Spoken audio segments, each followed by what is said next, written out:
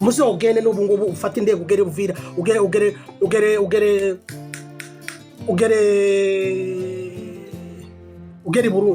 ugere Burundi Bujumbura numara wambuka ugere Uvira uvuge ngo kuravugira abazalendo uzorebe ingene bakubaga bakakwereka nta gihugu ureke tuvugisha ukuri.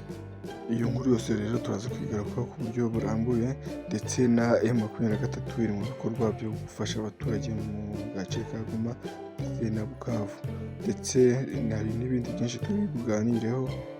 Naho umunyarwenya wo muri Goma witwa Kiseruka Jaza yasekeje M23 ndetse n'abandi bari bitabiriye bose ni mu kanya ku buryo burambuye. Alisa vurugana asendio nesa vurugana biri mariye kudinotri Jendi Abu Dhabi ni Habineza TV kora subscribe like share na comment ujye ubasha kubana twaganira byose. Bayi ikaze rero mu kiganiro burambuye. Ikaze rero ku buryo burambuye reka duherewe ku nkuru yatangajwe na M23 wavuze ati mukomeze mwange ndetse mwamagane akarengane.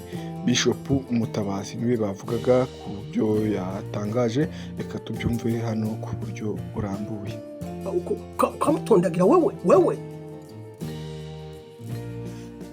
kaba bamukiza representa nkaba ba Seba nkaba barana birwa bavuga uzogenda ugera hifisi muzogende mugera hari ifisi muzogende n'ubu ngubu ufata indege ugere Uvira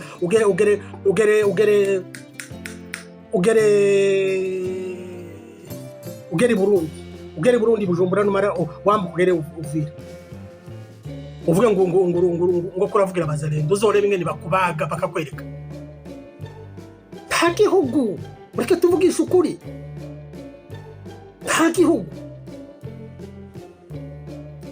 kiriya gihugu tuzakibona ari uko twese turimo tukabana amahoro nibwo niyo bizo bitekerezo byagufunza ibihumbi bingahe by'amadolari kisege uje aho ngaho utangira ngo uvuge u Rwanda utukana ugira gute ese ko mutukanira iki mwebwe bita babona akagara muri baba diaspora nibo mvuga nibo mpointeho nimwe mutukana nukubera iki mwikanze iki abantu benshi baraje aho ngaho ngo baza kuvuga bakavuga u Rwanda. Reka mbabwire bavandimwe u Rwanda sinzi mba hari ababaruza u Rwanda. Hageze igihe tuvuga, hageze igihe twire kuvuga tugahaguruka tukavuga. Sinzi mba hari ababaruza u Rwanda. Umuntu wabatumye u Rwanda muzogende mu mubwira ati ndarwo twabonye mu muhakanire yarababeshe mu muhakanire kandi mukire hasi birarura. Umuntu wese arava hanga u Rwanda, umuntu wese yaje hanga u Rwanda, umuntu wese yaje hanga u Rwanda. Qu'est-ce que cela veut dire? Nonsense. Somuvuga ni nonsense.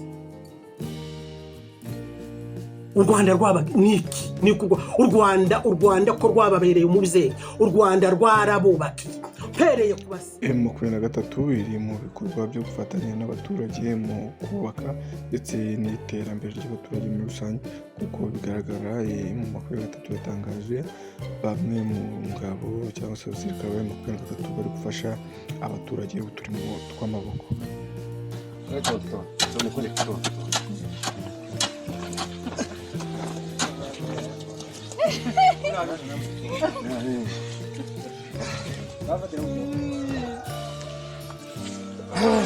Ya tugwe du dushokore wabonye gushokora ke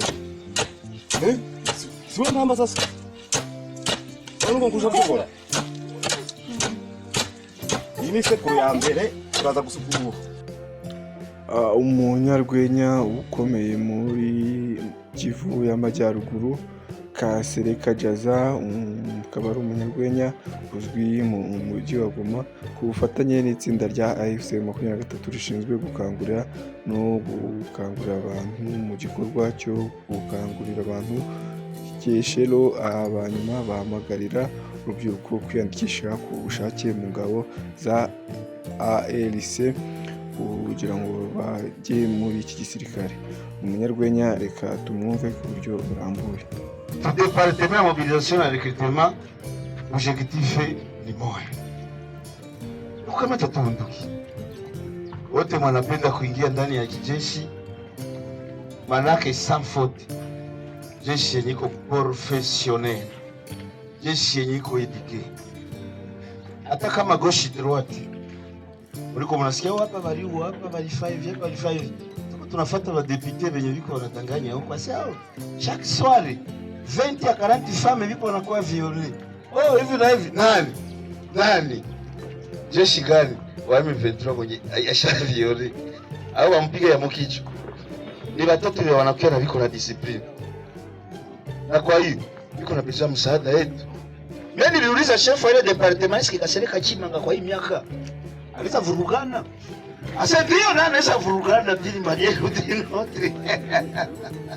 Lakini kama ungali na damu ya moto, ungali na nguvu zako zote za kusaidia nchi, bado kukaribisha hapo Ready Forum.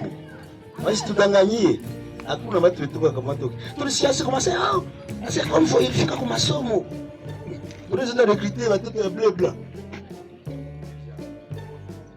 Nilikwambia mtu mwanapiganaga ni mmoja anajua venye anaenda pigania. Mtoto tunatoa mbele. Tuishi sie watoto. Hapana. Na ndio kwa maana kama tuliko hapa leo nao badika kasaja sana.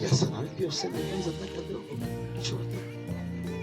Hivi nukuru kwimana mimi narapa Road Prayer Edifice et du Saint-Esprit.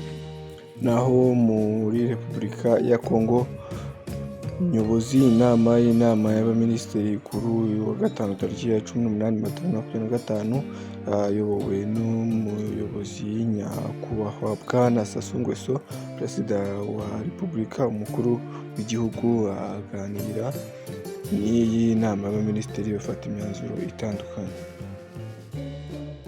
Au cours de la réunion du Conseil des ministres de ce vendredi, placée sous la très haute autorité du président de la République, Denis Sassou Nguesso, le ministre d'État, ministre des Affaires foncières et du domaine public, chargé des relations avec le Parlement, Pierre Mabiala, a présenté 4 projets de décret qui portent sur le reclassement et la cession de 2 propriétés, dont l'une non bâtie du domaine de l'État et l'autre immobilière à Dodézi et au village Tao Tao, district de Louvakou, dans le département du Niari.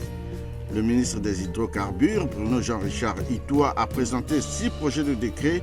Le premier porte l'autorisation de création d'une société anonyme dans le secteur des hydrocarbures.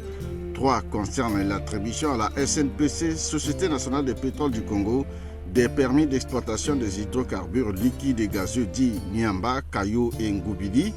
Les 2 autres modifiant et complétant certaines dispositions des textes juridiques portant attribution à la SNPC des permis dits Nyanga 1 et Nyanga 5. S'agissant du ministère de la Construction et de l'Urbanisme, José Rodrigue Ngonimba a inscrit à l'ordre du jour de cette réunion un projet de décret précisant les modalités de mise à disposition et d'emploi des ressources au profit du Fonds national de l'habitat. Pour sa part, le ministre de la Jeunesse et des Sports, de l'Éducation civique, de la formation qualifiante et de l'emploi, Hugues Golondélé, a soumis à l'approbation des membres du Conseil des ministres 2 projets de décret portant l'un sur le code d'éthique de la pratique du sport en République du Congo et l'autre fixant les modalités de sélection en équipe nationale Diable Rouge, toutes disciplines et catégories confondues.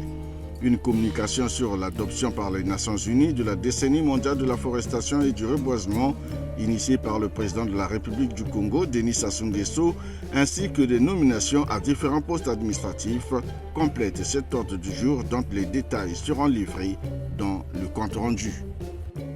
Tubashimiye rero mwese twabanye muri iki kiganiro, ngiye twabanye nirwa Abu Dhabi. Iyi ni Habineza TV, ndagusaba kugenda ugakora subscribe, ugafungura inzogera kugira ngo ubashe kubona ibiganiro byacu byose ntibigucike. Ikindi, Habineza TV nkuko bivugwa, home of news with happiness, hari short video ujya muri YouTube shorts kuri Habineza TV ukareba video zisekeje ndetse n'ibindi byinshi bitandukanye. Rero mukomeze gutanga ibitekerezo byanyu, tugenda tunyuzamo amaso, ndetse icyo mubona cyafasha guteza imbere umuryango wa Habineza TV, mudufashe mukomeze kubana natwe muri byose. Musure imbuga nkoranyambaga zacu zose, mutwandikire hose, ni Abu Dhabi Rio na n'izindi zitandukanye. Turabashimiye cyane.